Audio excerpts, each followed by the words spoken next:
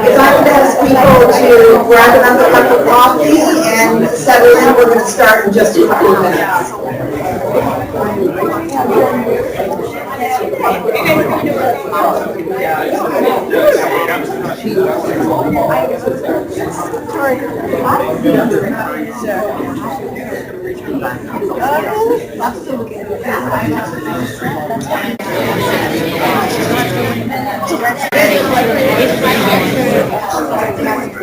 I always hesitate to interrupt the conversation that is occurring.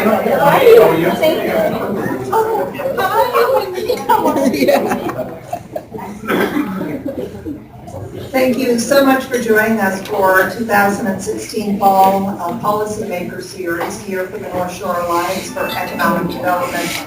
And pleased to see so many of our colleagues here representing so many different aspects of our community of the North Shore.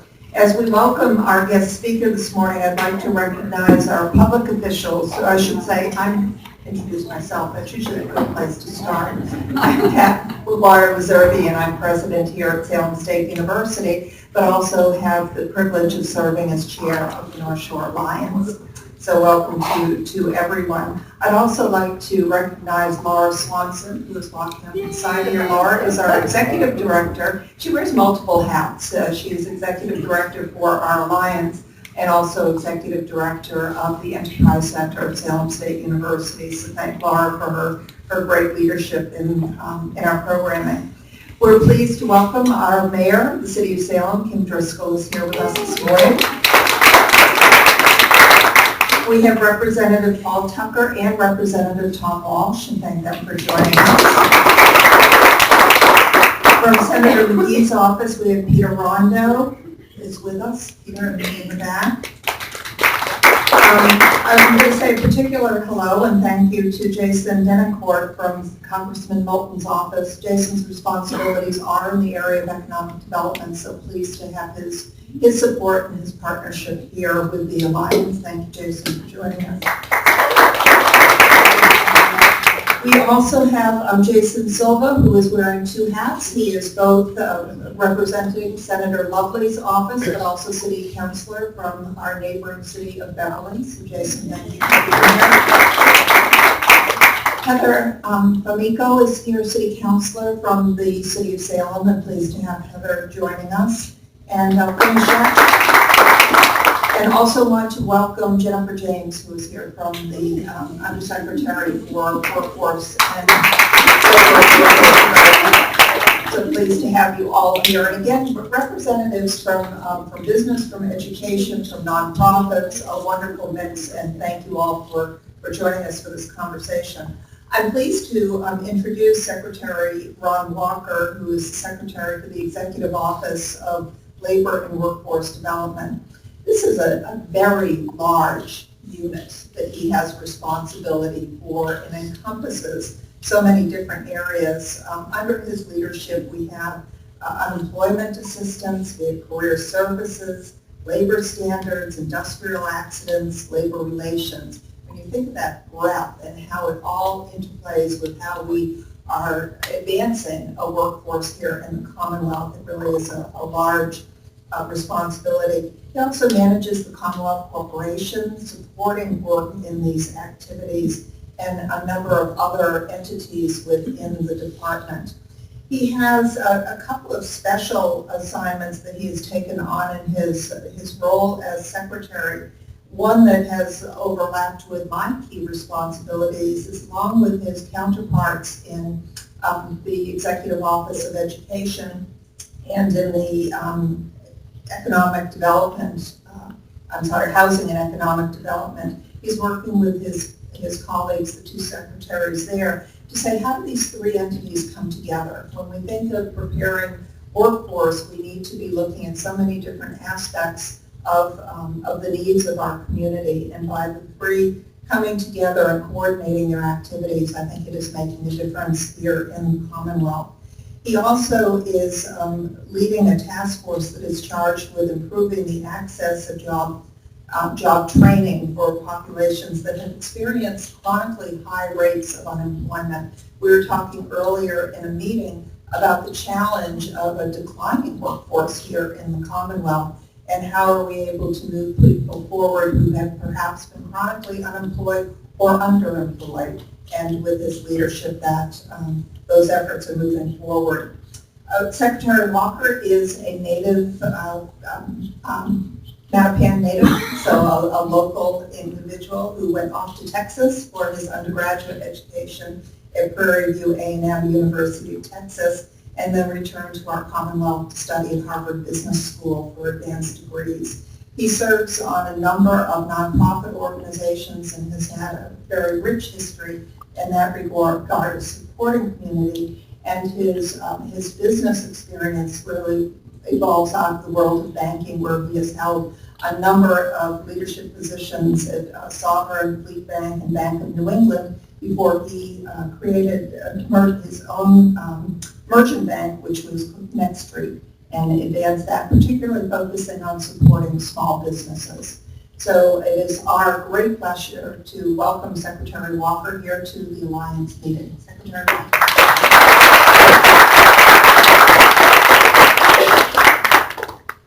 Good morning. Thank you for that very kind introduction this morning, and for welcoming me to this campus. It's just fabulous. The space is just so productive for everyone. We really appreciate that. I also want to thank the Alliance for having me out here, and I'm glad you recognized Jim James, because Jim made sure that I get out here in the Alliance. And I'll warn you first, if there's some questions at the end, Jim James is here with those.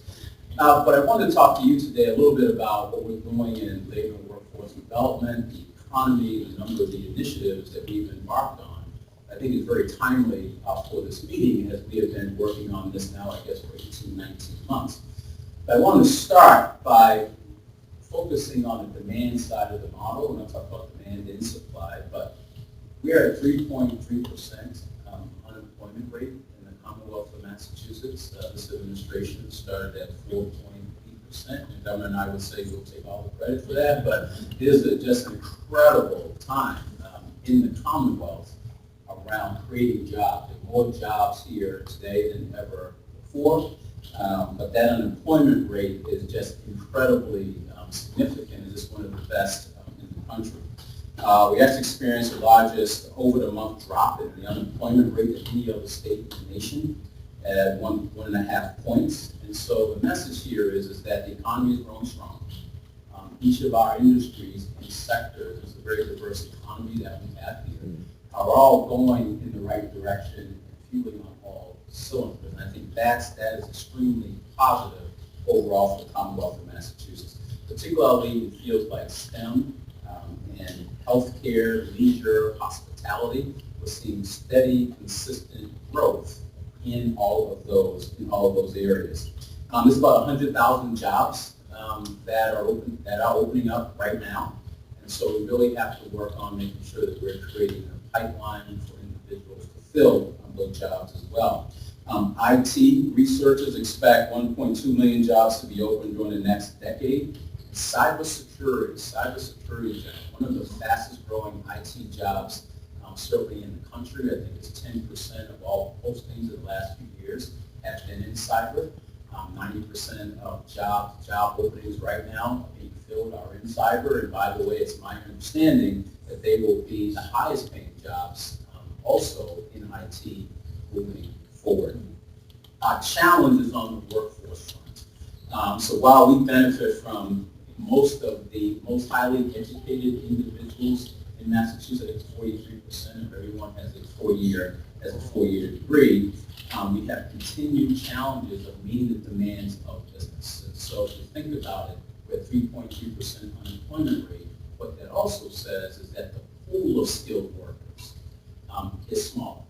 And so when we talk to businesses, whether it's IBM, Amazon, manufacturing company, et cetera, what they're saying is that's great, my revenues are growing, but I cannot fill my jobs. And so if there's a question, ladies and gentlemen, I think we're answering that question. Is there a workforce skills gap that we need to work together to try to fill?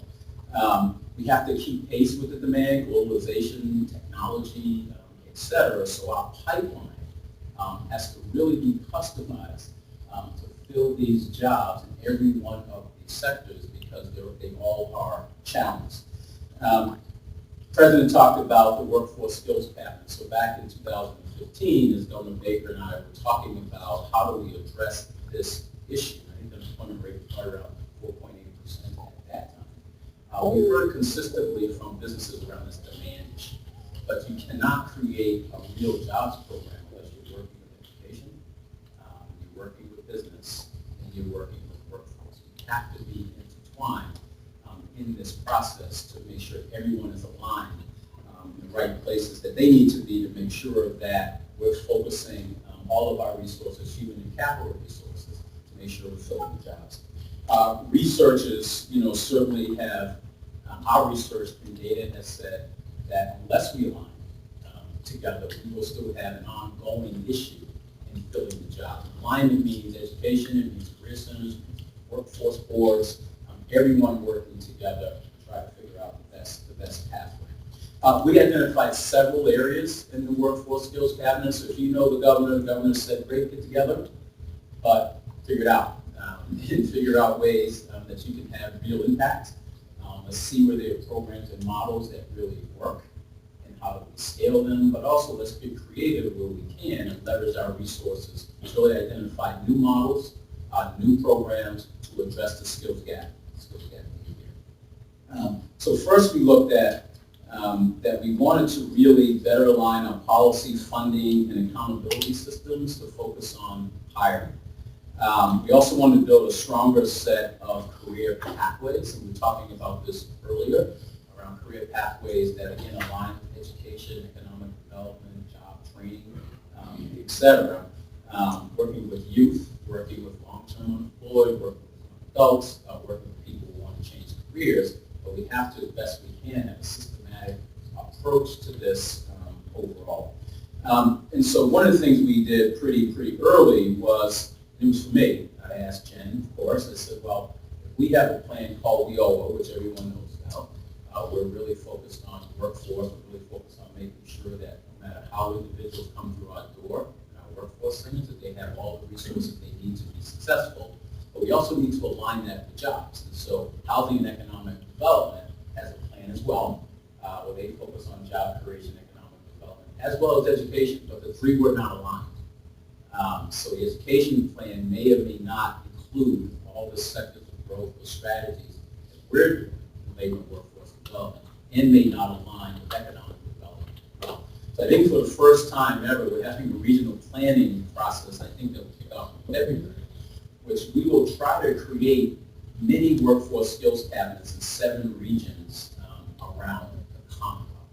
So we want our career centers, WIBs, education, business, all aligned in the room to identify where the growth sectors in this economy in your region. What tools and resources are available or not to make sure you can fill those. Are we really focused on the right tools to meet the demands of businesses in your area? So we're going to kick that off in 7 regions around the Commonwealth with the primary goal of making sure that we're aligned in how we're approaching job creation and meeting the demand of business moving forward. Another piece we were talking about this morning is that vocational schools really provide great skills and training for individuals to meet demands in some key sectors. Yes, there's a long waiting list. I think we've all read about that. I think that's a testament to vocational schools really catching on, frankly. I think there was a time when vocational schools were not the highlight that you sat around your dinner table with to say they go to a vocational school, but they do provide the skills necessary, particularly in sectors like manufacturing, IT, etc. So the governor is a big proponent of vocational schools and skill training. So one of the initiatives that the Workforce Skills Cabinet came up with was what we heard from vocational schools and business was that they needed more equipment, up-to-date equipment, whether it's in welding, manufacturing, or IT. When they're coming out, they weren't prepared with the latest equipment, state-of-the-art, in order to be ready to go into the workforce to be successful. So we identified, it was $12 million in grants. We put together an RFP in a couple of months and put it out in the marketplace in 3 months. And we were able to fund a high number of vocational schools to do anything from purchasing new welding machines to creating IT labs, et cetera, so that these schools would have the tools to train individuals to be successful in the marketplace. The biggest thing for that is we wanted to have partnerships and collaborations. So one of the requirements was you had to show there was business demand. Mostly you work with vocational schools, some community colleges were involved as well. And that program, I think, worked so well that the governor put forth a budget number, which came out with $45 million, $15 million a year for the next 3 years to continue this model. Just one approach from the Workforce Skills Cabinet that's real time, addresses the need today, and creates resources to make sure that people are successful. We also heard clearly from the governor and all of you about on-the-job training. What we hear from businesses is that we will take a risk on a potential employee, but we need some assistance. So on-the-job training, earn while you learn programs, etc. Our office has done, I think, an incredible job in going after federal dollars to support these training programs to make sure we can work with businesses to prepare people with the skills they need, apprentice-type skills, to get them into the market. Historically, these skills have been around manufacturing, and these apprentice programs have been primarily manufacturing. We are applying, did we win the grant? We did win the grant. Congratulations, Jim. $1.5 million. But for the first time, we'll be able to look at different industries, right? So you think apprenticeship, you really think manufacturing. You don't talk about insurance or IT, right, or healthcare, right, even banking for that matter. So what we're trying to do with this grant is expand the apprentice model to reach other sectors who are having the same issues of not being able to find the right individuals with the right skills to fill their jobs. We will continue to do that. That's a collaborative process.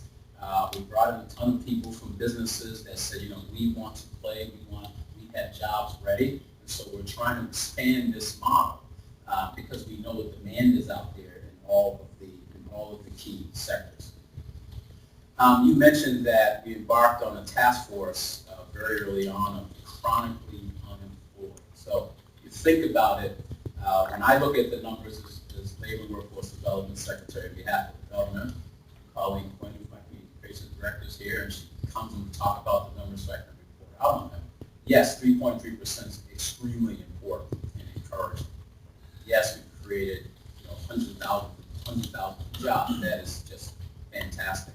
I think when we started, we had about 180,000 people unemployed. We're down to close to 100,000 people unemployed. All of that is extremely important. But when you look within the unemployed population, you have populations who are chronically unemployed. And so we're going to continue to work with those populations. And one of those populations are long-term unemployed. These are individuals that were successful in their respective fields. Recession happened, consolidations came, and they weren't able to keep their jobs. They're out for 6 months, a year, 2 years. in business, and this has been tracked, really started to label these individuals who are out of work 6 months or over as not being qualified individuals despite their talents in the workplace. And that's a real issue.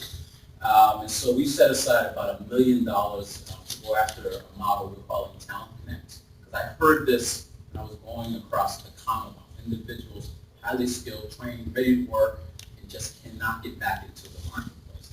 And so we're working with all of our career centers to go back, I believe, 3 to 6 months to make sure individuals who are on our docket at one point, who have dropped off the docket, we're going to go try and find them, bring them back in, have a customized approach with them around matching their skills, matching them with business, so that we can, one, hopefully bring these individuals back into the marketplace and scale a model like this. But two, as I talk to businesses, they want people who are ready to work. And we happen to believe that this is a very strong population that should be part of the overall pipeline that can fill the business demand out there in the marketplace. So we've actually started that initiative, I would say a soft launch of that initiative, and we'll be able to report back out on that real soon. But we wanted to make sure that we address that population as well. We also have to work with youth. I mean, youth is, we talked this morning about when do you start focusing on youth. I believe it's probably 3rd or 4th grade, the educators are here. We need to find creative ways to get STEM in as early as possible. I was at a Fab Lab, one of the few in the country, run out of MIT the other day, and they're figuring out ways to get local youth, inside this Fab Lab to get creative around technology. Hopefully maybe they'll go into engineering, 3D printing, et cetera, et cetera. So we're trying to work on that. We will continue to invest in youth. You mentioned I manage the Commonwealth Corporation. The Commonwealth of Massachusetts is the only state in the nation as a state-funded youth program. We were able to, I think, fund 4,000 youth last year. What we're trying to do now at Commonwealth Corporation is those were what I would call subsidized jobs. So you come in, say 8th grade, 9th grade, you get a job, and you do a good job, you come back and get the same job for 3 or 4 years. Instead of what skills can we provide for these individuals, or maybe they can get into an unsubsidized job and open up other opportunities. So we're working strategically with the Commonwealth Corporation and businesses. We just did a big business survey to figure out what do businesses need to continue to train and hire these youth, because we really have to focus on them as a pipeline. I think the last thing that I'll talk about is the fact that as we look at, I'm going to start with this, I'll end with this, as we look at the 3.3% unemployment rate, businesses today, and I often say this, and it must be okay because Colleen doesn't stop me, as a former business person, I would not look to the government or career centers or WIBs to provide me a talent pool of individuals to fill my jobs. And that's not a mark on the business, it's just, is it efficient? Can we do it in a cost-effective way?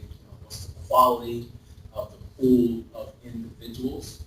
And that's despite the fact, in my view, in the workforce career centers on the WIBs, we have as much or more talent on the WIBs and in the career centers. We have the same postings as Monster. We have job matching skills that are up to date and real, but the message wasn't really out there. So one of the things that I did coming in early is I talked to businesses, and I would say, you have jobs to fill. How do we help you fill the jobs? So we went to the governor and said, one of the approaches that we can have is we can create this BizWorks team.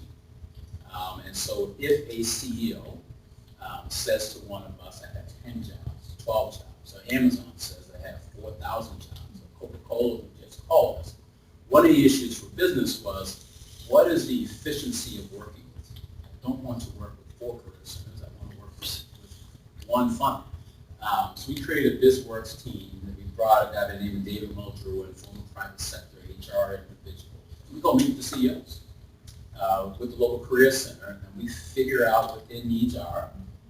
How do we get them into our system, have one point of contact with them, And that has resulted in partnerships with Citizens Bank, that's resulted in working with Amazon, that's resulted in a number of large corporations, as well as the manufacturer came to us and said, I want 2 veterans to fill my position, and I'm having trouble in my 20-person firm to do that. So not only were we able to help him, we're able also to wrap the services around those individuals so they can be successful. So this work model is in place, and that's one of the models that we talk about in the new WIOLA system that everyone is talking about. Hopefully all of you are coming to our WIOLA conference next week. We'll really roll out the new model. But we have to be demand focused. But I think our WIBs know that already. I think our career centers know that already. But we have to do with the new model, now that at 3.3% we have less federal funding in order to provide training. We didn't create that model, but right now we actually need more resources to train the skilled workers. So we're going to continue to roll that piece out. I'm encouraged around business. As I started, business is now saying this is a business imperative for us. You know, we have our normal challenge of how we fill jobs, a normal challenge of how we fill jobs, but we need a better pipeline. And so this is one of those moments that we believe that we can work with business who now has real skin in the game, to partner with us and the mayors and resources here to make sure we have models to fill their jobs. So I'm encouraged of the work of the Alliance. We're looking forward to implementing a new WIOLA model. We want to also continue to ensure that our career centers, our WIBs, et cetera, are part of our overall process because they're actually key to the process. But putting business inside it, I think we can actually be successful. We like to challenge, as Secretary of Labor and Workforce Development, of having 3.3% unemployment. Love that. But again, I was at IBM the other day in their world headquarters of cybersecurity, and they're saying we have to fill our pipeline. How do we partner with you? There's an opportunity for all of us. So thank you for your time this morning, and I think I'll answer some questions. Thank you.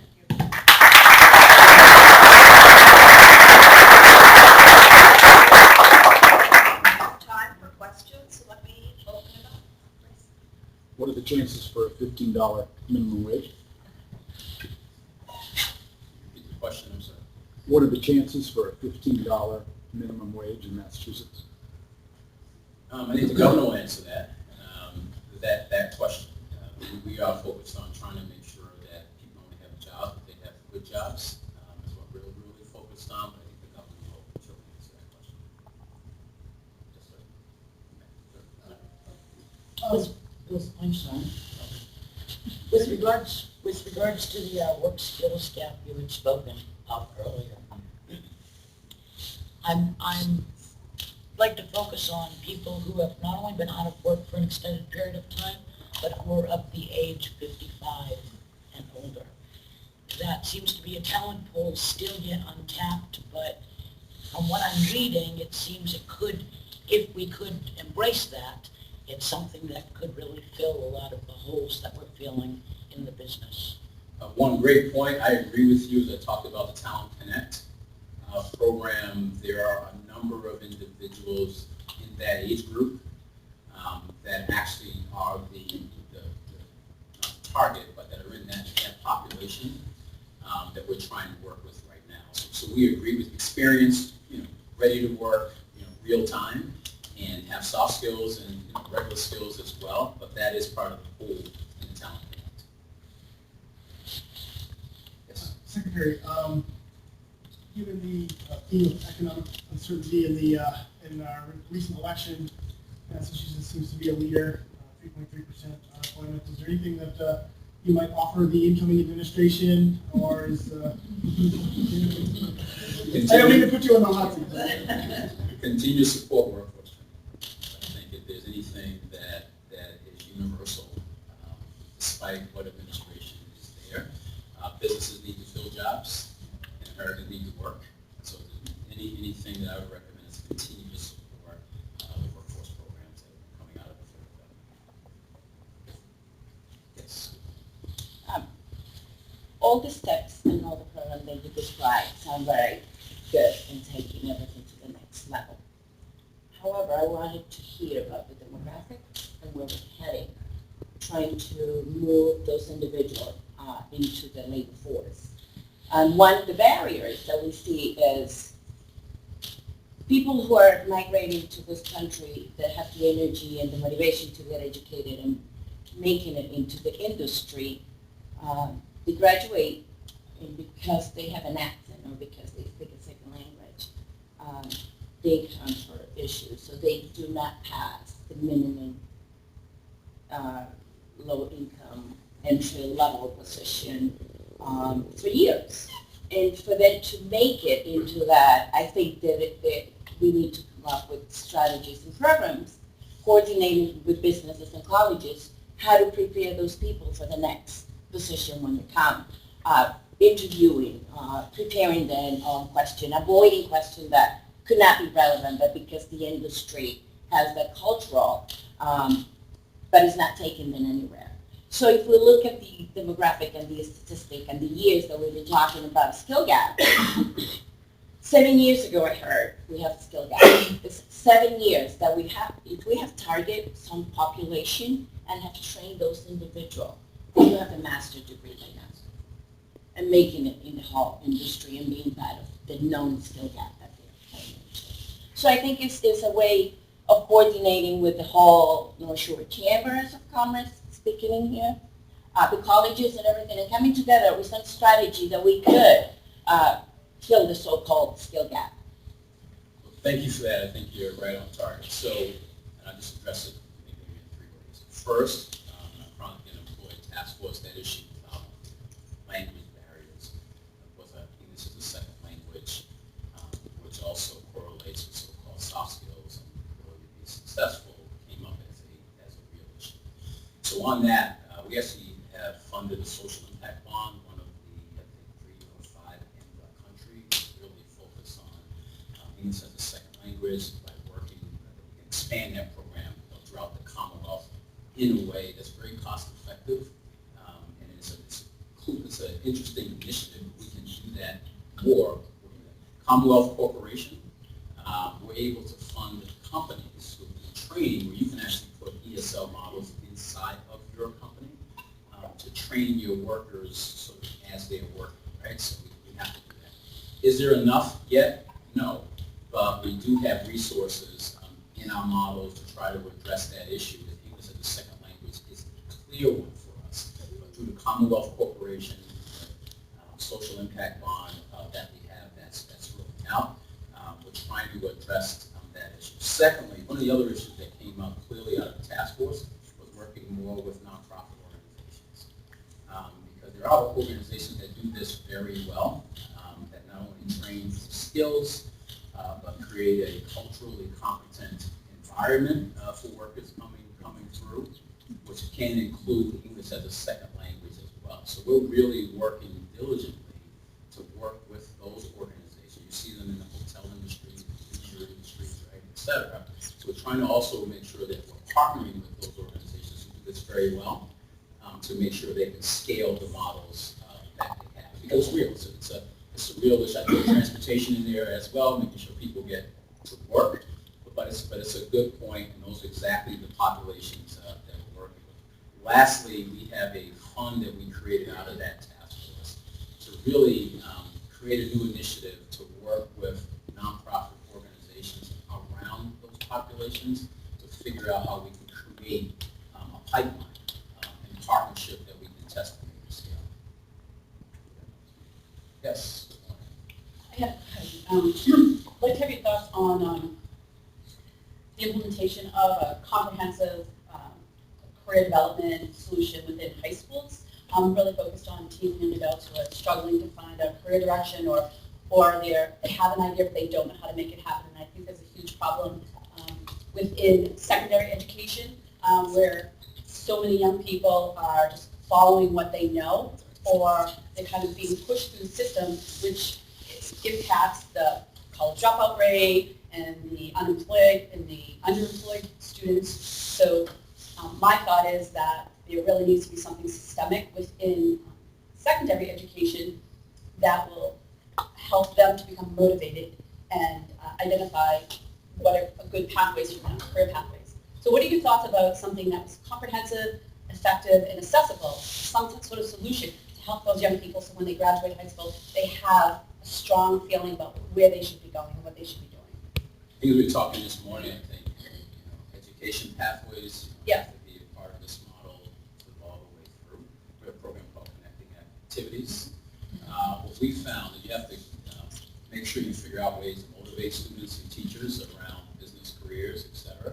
So Connecting Activities is a program that we have, I believe, in 12 high schools. It's in half the high schools in the state, but it serves about half the students, so scaling it is the question. So really, it's a model where you actually work with the student as if they were the business owner, and what it would take to hire, what skills are necessary for your business to be successful. So how do you run a business? And they can choose what businesses they would like to focus on, but it gives them a different view of being just an employee, but an employer, which we hope transfers back to them. We need good soft skills.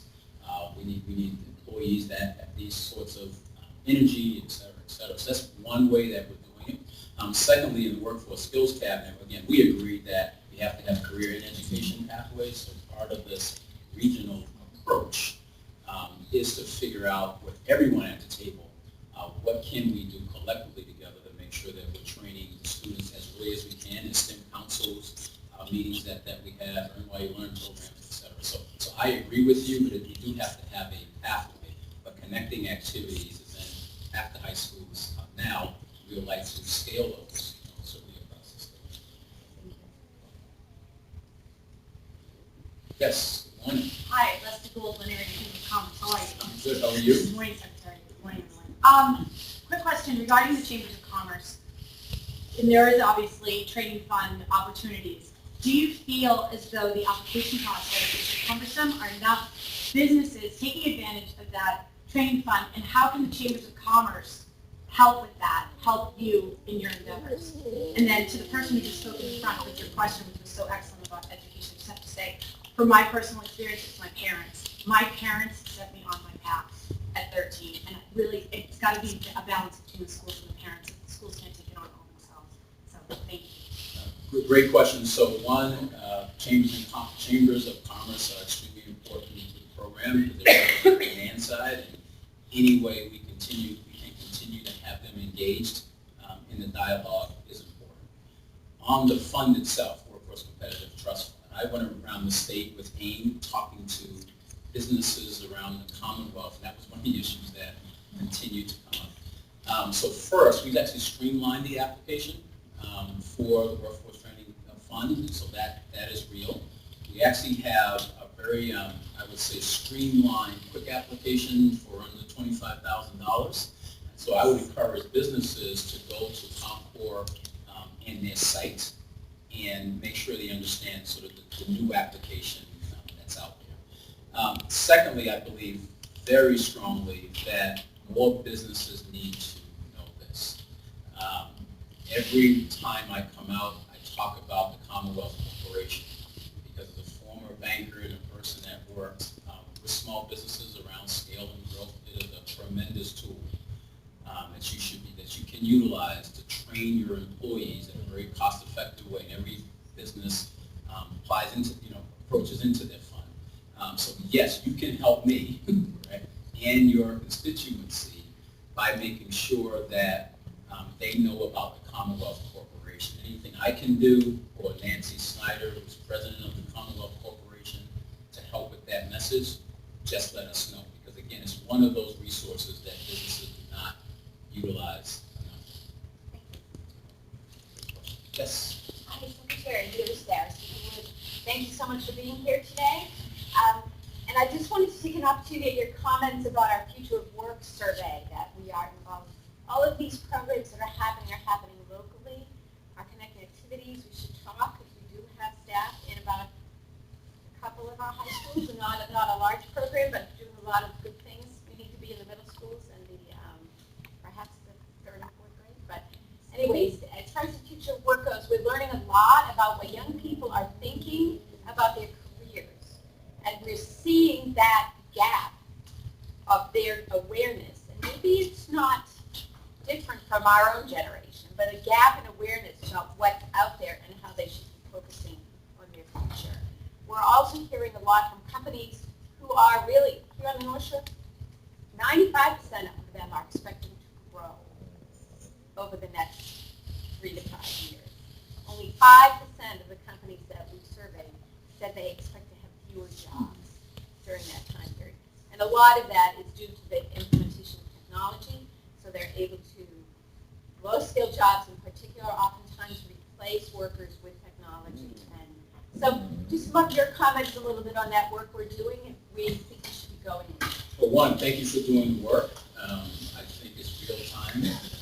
It's so important that you're doing that type of survey of your businesses to clearly understand what their needs are and how they view opportunities. It's also great for messaging right to this marketplace, what the real story and opportunity actually is. And again, as I said earlier, to the extent now we can customize, leveraging the results of your survey, leveraging regional committees, and everyone, that's very, very helpful. Data is important so that we can manage and make sure we're going in the right direction.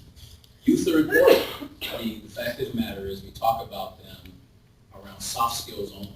So we talk to a lot of businesses, they say, we'll hire youth, but I'm concerned about the soft skills. They come in and work on time, how they dress, communicate, et cetera, et cetera. And I think that's important. But on the other side of that, if they want to work, they have the basic skills of technology. And I think businesses would need to look within to figure out how do I adjust my model to make sure that we are giving the new young workforce the skills and environment they need to be productive in my business. So I think that kind of survey is important. I'll share one story. I chaired a workforce state board, and one IT HR professional actually said she was having trouble. She wanted to fill her supervisory technology jobs with young professionals.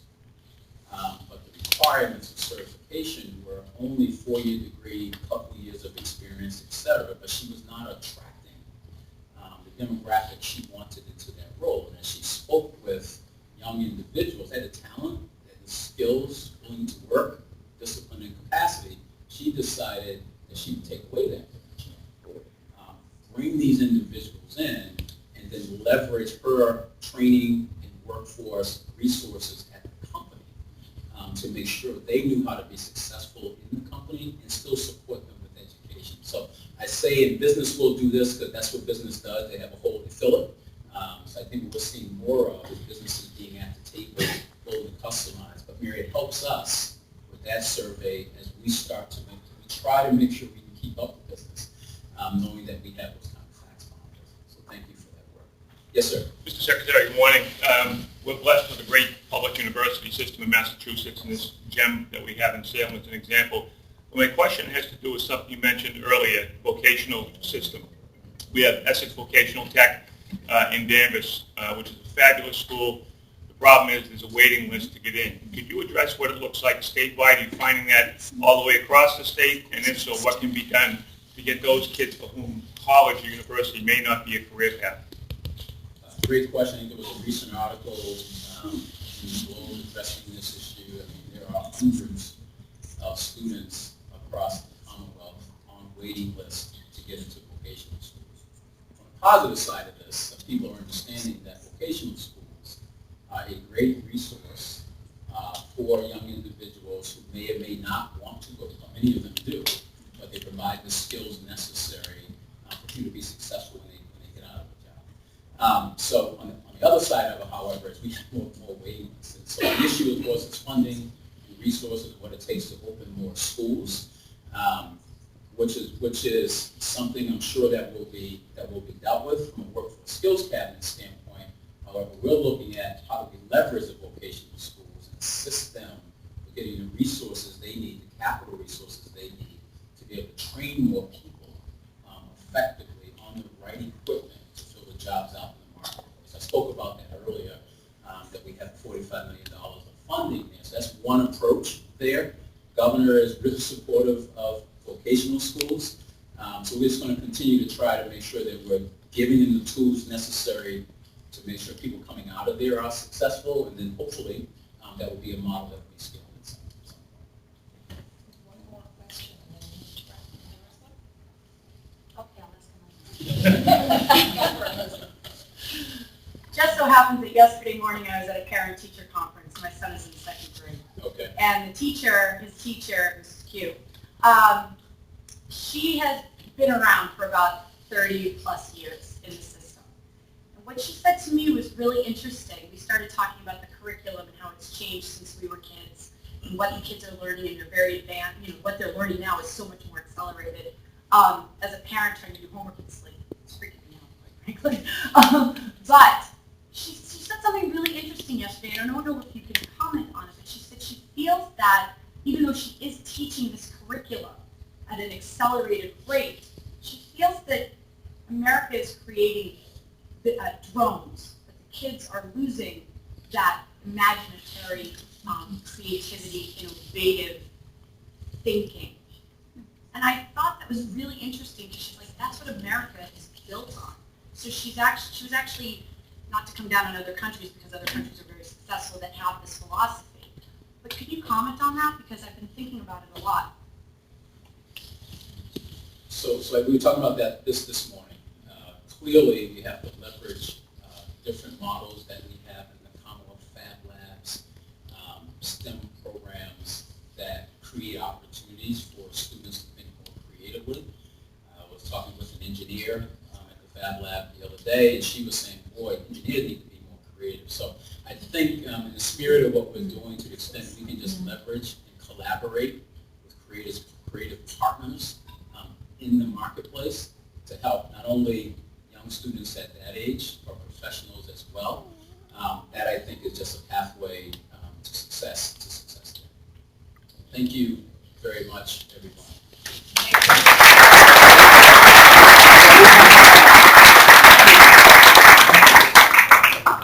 Thank you so much, Secretary Walker, for joining us here this morning, and we look forward to continuing to work with you on existing initiatives and new ones that will be rolling out. Please know that you have many resources here on the North Shore that are eager to work with you so that we do see success in our region but throughout the Commonwealth. Again, thank you for being here. I'm going to turn before people leave to Laura Swanson and ask her to announce our next, nope. Get a change in schedule. Oh, okay. It'll be a surprise. It'll be a surprise. Our next policy speaker will be a surprise, and we will get back to you with more information on that. Thank you all for being here this morning, and thank you for your support of the Alliance. They're going to get a great picture.